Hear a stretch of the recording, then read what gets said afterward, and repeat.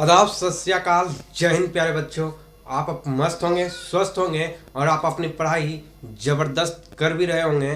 चलिए आज हम स्टार्ट करेंगे क्लास 12th का बहुत ही बेहतरीन चैप्टर तरंग प्रकाशिकी का क्वेश्चन आंसर। आपके जितने भी बोर्ड एग्जाम में जितने भी प्रश्न आपके वीवीआई प्रश्न बनेंगे सभी प्रश्नों को यहाँ पे देखा जाएगा। ठीक है, सभी प्रश्नों को एक ही वीडियो में कवर करेंगे। चलिए पहला प्रश्न आपका है, तरंगार किसे कहते हैं तथा यह कितने प्रकार के होते हैं। बहुत ही इंपॉर्टेंट प्रश्न ये है, इस प्रश्नों को आप कर ले, है ना, नहीं तो आप बहुत ही पछताओगे।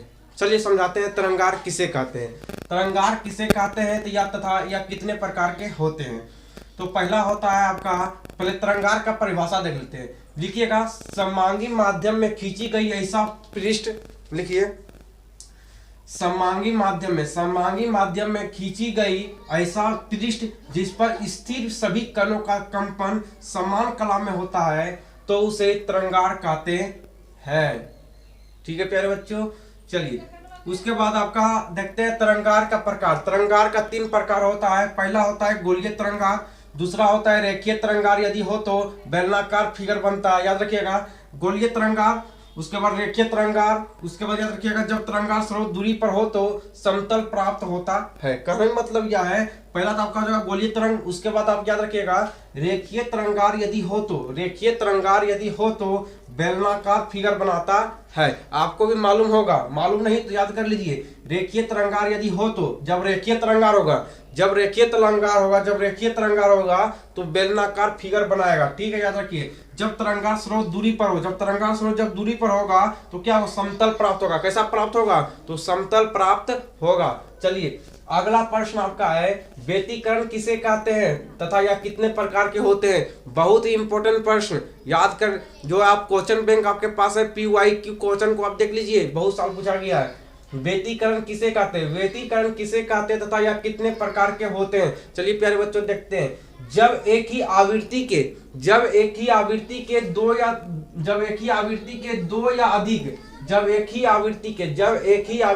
दो या अधिक प्रकार तरंगे एक ही माध्यम में और एक ही दिशा में चलती है तो उनका अध्यारोपण के बारे में आपको पढ़ा दिए थे।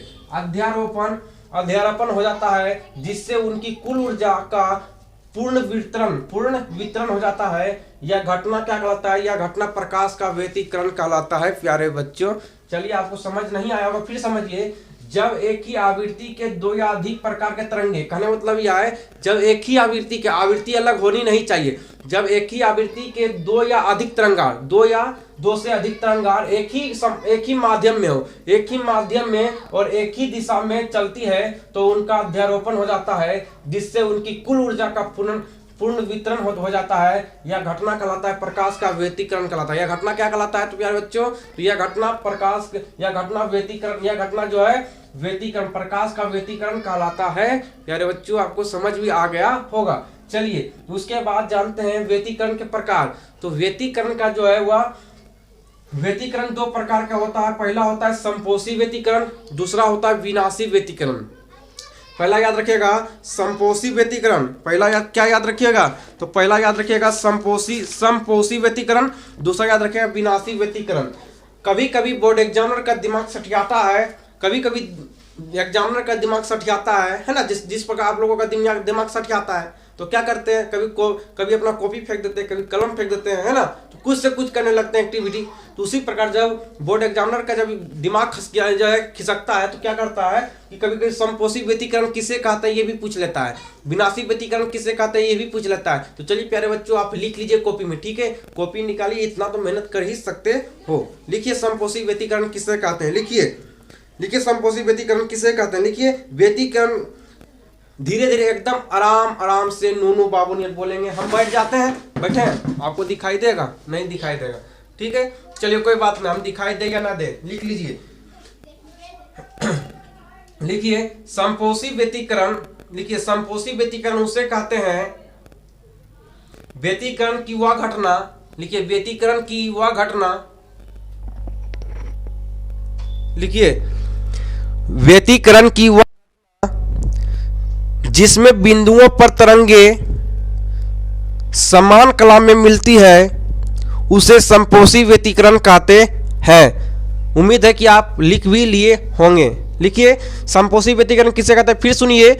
व्यतिकरण की वह घटना जिसमें बिंदुओं पर तरंगे समान कला में मिलती है उसे संपोषी व्यतिकरण कहते हैं। नोट करके लिखिए, संपोषी व्यतिकरण में प्रकाश की तीव्रता अधिकतम हो जाता है। संपोषी व्यतिकरण में जो है प्यारे बच्चों, प्रकाश की तीव्रता जो होता है, प्रकाश की जो तीव्रता होता है वह अधिकतम हो जाता है। हम यहीं पे कहीं गए नहीं है, ठीक है, बैठे हुए हैं। चलिए लिखिए आप। उसके बाद लिखिए विनाशी व्यतिकरण के बारे में। लिखिए, विनाशी व्यतिकरण किसे कहते हैं, तो व्यतिकरण की वह घटना जिसमें दो तरंगे विपरीत कला में मिलती है तो यह विनाशी व्यतिकरण कहलाता है। नोट करके फिर लिखिए, विनाशी व्यतिकरण में प्रकाश की तीव्रता घट जाती है। याद रखिएगा प्यारे बच्चों, संपोषी व्यतिकरण में क्या होता है, तो संपोषी व्यतिकरण में क्या होता है कि प्रकाश की तीव्रता जो होता है वो अधिकतम हो जाता है। प्रकाश की तीव्रता जो है संपोषी व्यतिकरण में अधिकतम हो जाता है, लेकिन विनाशी व्यतिकरण में क्या होता है प्यारे बच्चों, तो विनाशी व्यतिकरण में क्या होता है, तीव्रता घट जाता है, प्रकाश की तीव्रता घट जाता है। चलिए, आशा है कि आप, उम्मीद भी है कि आप लिख भी लिए होंगे। बहुत ही बेहतरीन तरह से आप लिख भी लिए होंगे। हम नीचे बैठे हुए थे, नीचे इसका मतलब नीचे बैठ गए, कुर्सी पर बैठे थे, चेयर पर। चलिए उसके बाद आगे बढ़ते हैं प्यारे बच्चों। चलिए उसके बाद अगला नंबर प्रश्न आपका है, व्यतिकरण के लिए आवश्यक शर्त लिखें। तीसरा नंबर प्रश्न आपका है, व्यतिकरण के लिए आवश्यक शर्त लिखें। तो कभी कभी बोर्ड एग्जामिनर आपसे पूछ लेता है कि व्यतिकरण के लिए आवश्यक शर्त क्या है। तो लिखिए, व्यतिकरण के लिए आवश्यक शर्त क्या है, लिखिए। पहला लिखिए, चलिए हम आपको लिखा देते हैं। पहला लिखिएगा प्यारे बच्चों, लिखिए व्यतिकरण का निम्नलिखित शर्त है। व्यतिकरण का निम्नलिखित शर्त है। पहला दीजिए हेडिंग, पहला लिखिए व्यतिकरण में दोनों प्रकाश स्रोत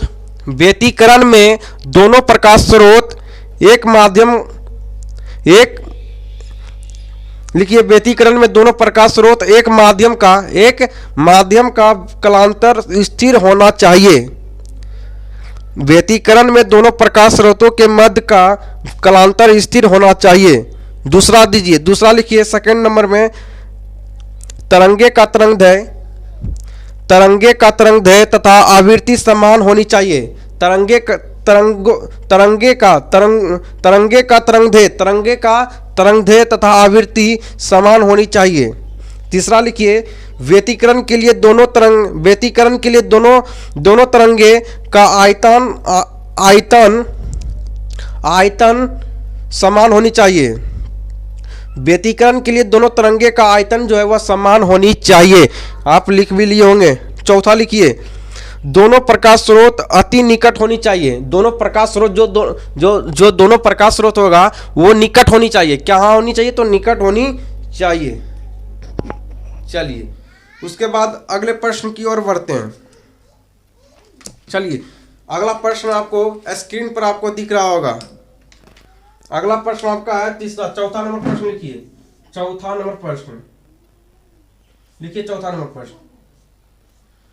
नंबर प्रश्न आपको लिखना नहीं है, बल्कि आपको स्क्रीन पर दिख भी गया होगा क्या क्वेश्चन है। लिखिए, विवर्तन का प्रकाश का विवर्तन क्या है। क्वेश्चन बहुत बार इस प्रकार के क्वेश्चन बोर्ड एग्जाम में बन जाता है। क्या बनता है, तो विवर्तन या प्रकाश का विवर्तन क्या है। लिखिए, अवरोधक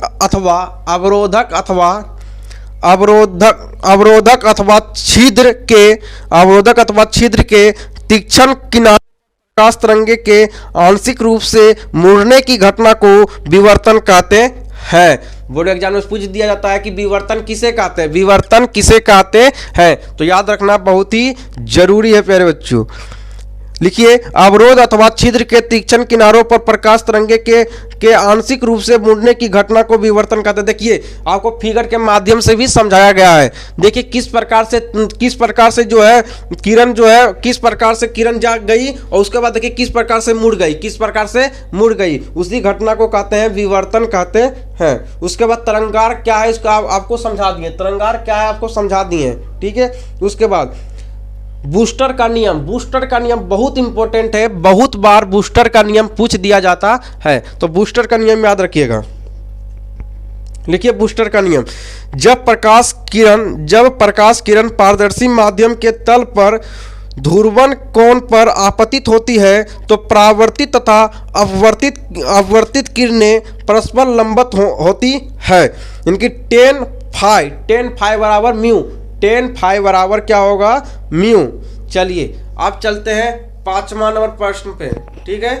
चलिए प्यारे बच्चों 5वां नंबर प्रश्न में चलते हैं। चौथा प्रश्न आपको बता दिए, 5वां नंबर प्रश्न आपका क्या है समझिएगा, समझने का प्रयास कीजिएगा, ठीक है। ज्यादा प्रश्न इस सब चैप्टर से नहीं बनता है, ठीक है ना। चैप्टर नंबर 1 से लेकर चैप्टर नंबर 9 तक बहुत ज़्यादा प्रश्न बनता है, तो अब ध्यान रखिएगा। इसके बाद जो है प्रश्न उतना नहीं बनता, एक आध गो प्रश्न, एक और दो गो प्रश्न बन जाता है तो मायने रखता है, ठीक है। चलिए उसके बाद लिखिए कला संबंध स्रोत क्या है, इसके शर्तों को लिखिए। बहुत इंपॉर्टेंट प्रश्न ये भी, जितना प्रश्न आपको करा रहे हैं बहुत इंपॉर्टेंट प्रश्न करा रहा है, और अगले नेक्स्ट वीडियो में आपको PYQ क्वेश्चन करवाएंगे, ठीक है। लिखिए कला संबंध स्रोत क्या है, कला संबंध स्रोत क्या है, तो लिखिए कला संबंध स्रोत क्या है, तो लिखिए वह स्रोत जिसकी आवृत्ति समान होता है तथा दोनों के बीच कलांतर स्थिर होता है उसी को क्या कहते हैं, कला संबंध स्रोत कहते हैं। इसका शर्त लिख लीजिए, इसका शर्त होता है प्रकाश तरंगे एक वर्णीय होना चाहिए, प्रकाश तरंगे जो है वह एक वर्णीय होना चाहिए। चलिए उसके बाद उसके बाद सेकंड लिखिएगा आयाम तरंगे को समान होना चाहिए, आयाम तरंगों का क्या होना चाहिए, तो आयाम तरंगों का समान होना चाहिए।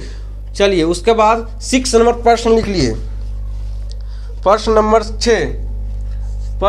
6 लिखिए।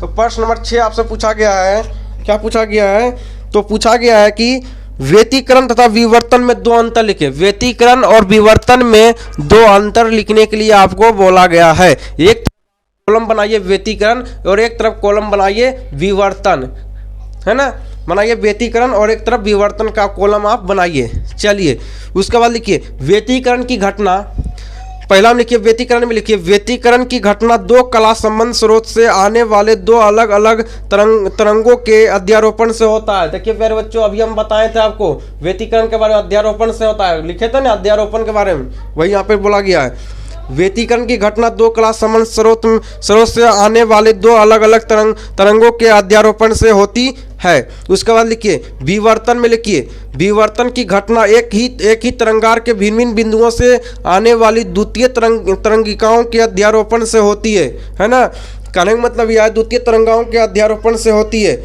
बिंदुओं से आने वाली द्वितीय तरंग, कहने का मतलब यह है व्यतिकरण में द्वितीय तरंगों से होने वाली अध्यारोपण होती है, ठीक है। लेकिन व्यतिकरण में क्या होता है, अलग अलग तरंगे के अध्यारोपण से होता है, अलग अलग तरंगों के अध्यारोपण से होता है, किसमें, तो व्यतिकरण में, ठीक है, यही याद रखना है। उसके बाद व्यतिकरण जो है फ्रिंजों की चौड़ाई प्रायः समान होती है, सामान्य होती है। व्यतिकरण फ्रिंजों की चौड़ाई प्रायः समान होती है।